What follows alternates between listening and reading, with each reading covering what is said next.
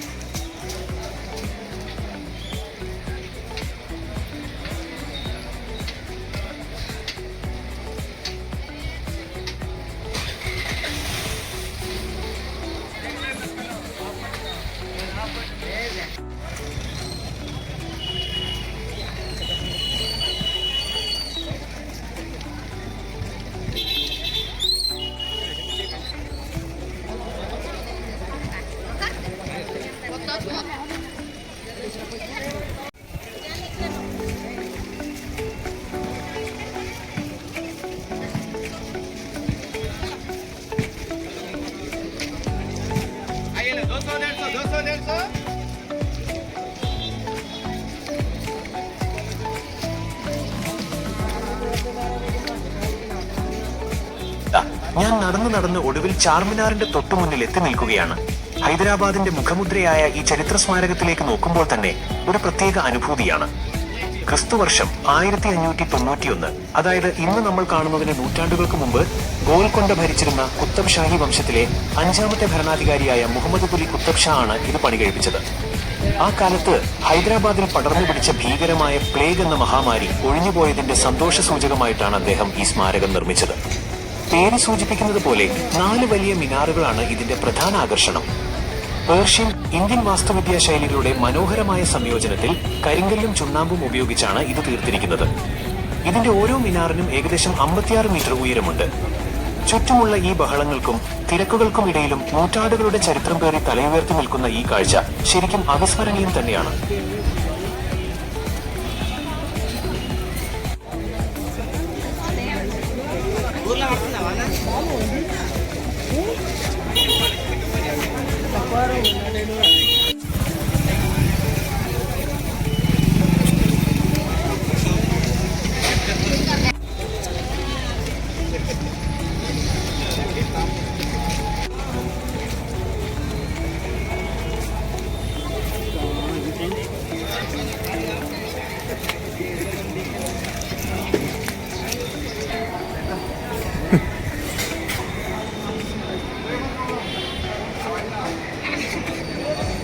ഇതാ, വെറും 25 രൂപയുടെ ടിക്കറ്റും എടുത്ത് ഞാൻ ചാർമിനാറിന്റെ ഉള്ളിലേക്ക് പടവുകൾ കയറുകയാണ്. ഈ ചെറിയ തുകയ്ക്ക് നമ്മൾ സ്വന്തമാക്കുന്നത് നൂറ്റാണ്ടുകളുടെ ചരിത്രവും വിസ്മയിപ്പിക്കുന്ന ആർക്കിടെക്ചറുമാണ്.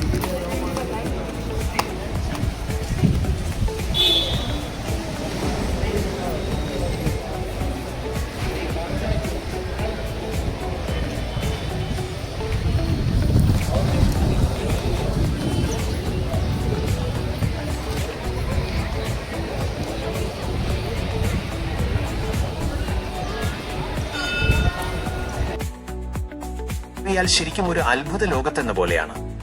ആദ്യത്തെ മിനാറിന്റെ ഉള്ളിലെ ആ ചെറിയ സർപ്പിളാകൃതിയിലുള്ള സ്പൈറൽ ഇടുങ്ങിയ പടവുകളിലൂടെ ഞാൻ ഓരോന്നായി മുകളിലേക്ക് കയറുകയാണ്. ശ്വാസമടക്കി പിടിച്ചുള്ള ഈ കയറ്റം നൽകുന്ന ത്രില്ല് ചെറുതല്ല.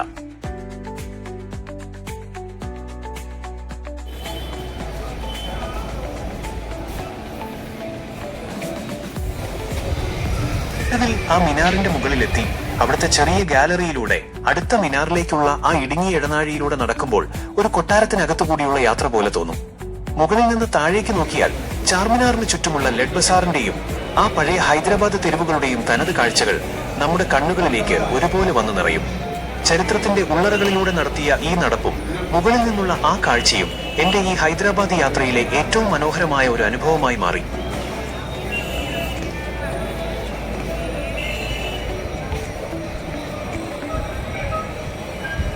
മുകളിലെ കാഴ്ചകളെല്ലാം ആസ്വദിച്ച് ആ തണുത്ത കാറ്റും കൊണ്ട് ഞാൻ ഇനി താഴേക്ക് ഇറങ്ങുകയാണ്. കയറിയ അതേ വഴിയിലൂടെയല്ല, മറിച്ച് അടുത്തൊരു മിനാറിന്റെ ഉള്ളിലെ ആ ഇടുങ്ങിയ സ്പൈറൽ പടവുകളിലൂടെയാണ് ഞാൻ താഴേക്ക് പടിയിറങ്ങുന്നത്. ഓരോ പടിയും ഇറങ്ങുമ്പോൾ പണ്ട് ഇതിലൂടെ സഞ്ചരിച്ചിരുന്ന രാജാക്കന്മാരുടെയും ജനങ്ങളുടെയും കാലഘട്ടത്തിലൂടെയാണ് ഞാൻ തിരികെ നടക്കുന്നത് എന്ന് തോന്നിപ്പോകും. അങ്ങനെ ആ ചരിത്രപരമായ പടവുകളെല്ലാം താണ്ടി ഒടുവിൽ ഞാൻ വീണ്ടും ചാർമിനാറിന്റെ താഴത്തെ നിലയിലേക്ക് തന്നെ എത്തിയിരിക്കുന്നു.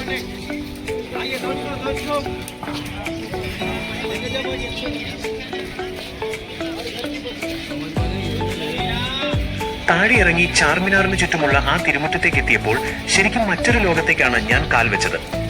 അവിടുത്തെ മാർക്കറ്റ് അത്രയധികം ഗംഭീരമാണ്. ഒരുപാട് ഐറ്റംസുകളാണ് അവിടെ നിരനിരയായി വിൽപ്പനയ്ക്ക് വെച്ചിരിക്കുന്നത്.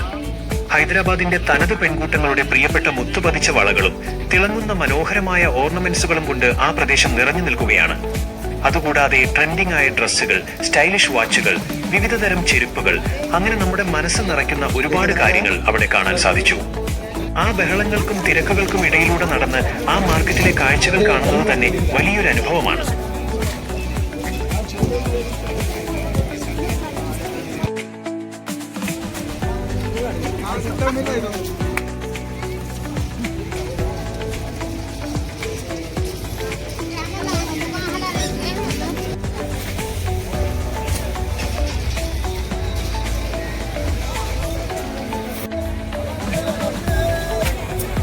पूरा लगाना बाकी है.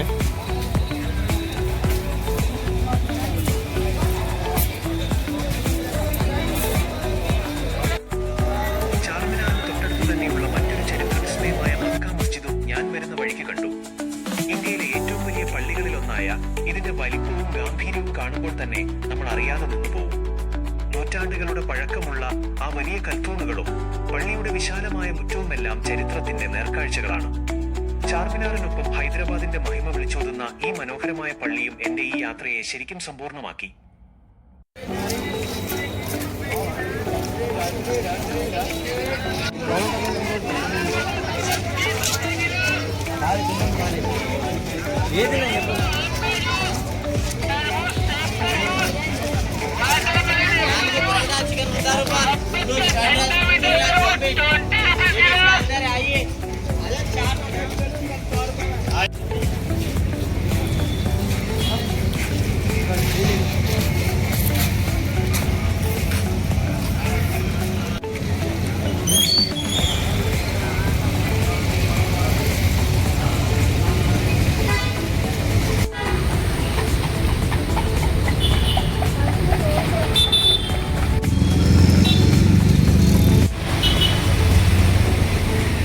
ഈ കാഴ്ചകൾക്കെല്ലാം പുറമെ ഭക്ഷണപ്രിയരെ കൊതിപ്പിക്കുന്ന ഒരുപാട് ഓപ്ഷൻസ് ആണ് ചാർമിനാറിന് ചുറ്റുമുള്ളത്.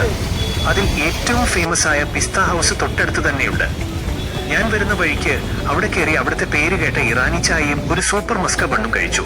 ആ മഴ നനഞ്ഞ അന്തരീക്ഷത്തിൽ പിസ്ത ഹൗസിന്റെ ആ തനത് ഇറാനി ചായയും മസ്ക ബണ്ണും കഴിച്ച ആ അനുഭവം വേറെ ലെവലായിരുന്നു. എന്റെ ഹൈദരാബാദ് വ്ലോഗ് യാത്രയ്ക്ക് ഇതിലും മനോഹരമായ ഒരു അവസാനം നൽകാനാവില്ല.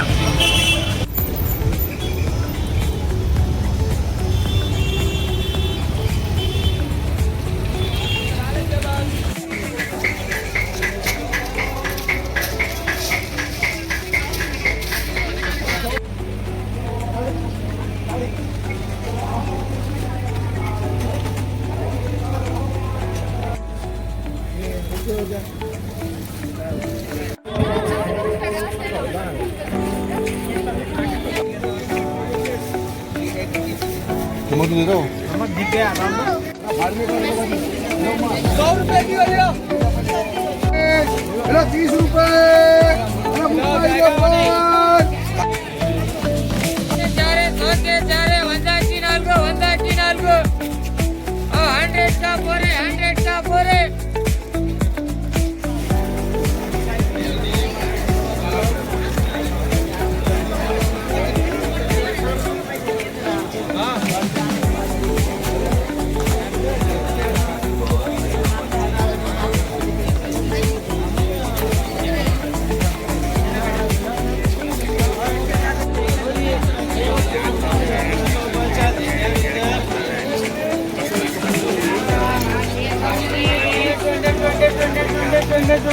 चलो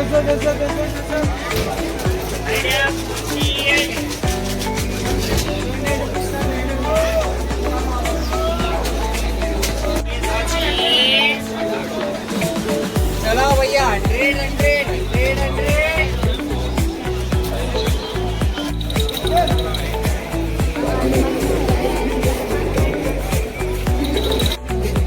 क्या देते हैं 40 बोलो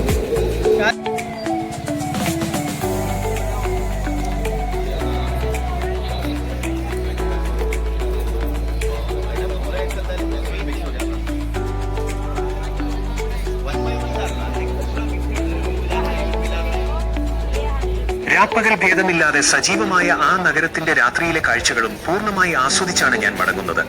ദീപാലങ്കാരങ്ങളിൽ തിളങ്ങി നിൽക്കുന്ന ചാർമിനാറിന്റെയും ആ തെരുവുകളുടെയും രാത്രിയിലെ സൗന്ദര്യം വാക്കുകളിൽ വർണ്ണിക്കാനാവാത്തതാണ്. ഹൈദരാബാദ് യാത്രയുടെ ഏറ്റവും മനോഹരമായ ഓർമ്മകളുമായാണ് ഞാനിതാ യാത്ര പറയുന്നത്. വീഡിയോ പൂർണ്ണമായി കണ്ടതിന് വളരെ നന്ദി. ഈ വ്ലോഗ് നിങ്ങൾക്ക് ഇഷ്ടപ്പെട്ടെങ്കിൽ ഇതുപോലുള്ള മനോഹരമായ യാത്രകളും കാഴ്ചകളും ഇനി കാണാൻ ഈ ചാനൽ സബ്സ്ക്രൈബ് ചെയ്യുക. ഒപ്പം ആ ബെല്ലൈക്കൺ കൂടി അമർത്തിയാൽ ഞാൻ അപ്ലോഡ് ചെയ്യുന്ന പുതിയ വീഡിയോകളുടെ നോട്ടിഫിക്കേഷൻ ഉടൻ തന്നെ നിങ്ങൾക്ക് ലഭിക്കുന്നതായിരിക്കും. നിങ്ങളുടെ അഭിപ്രായങ്ങളും നിർദ്ദേശങ്ങളും താഴെ കമന്റ് ചെയ്യാനും ലൈക്ക് ചെയ്യാനും മറക്കല്ലേ.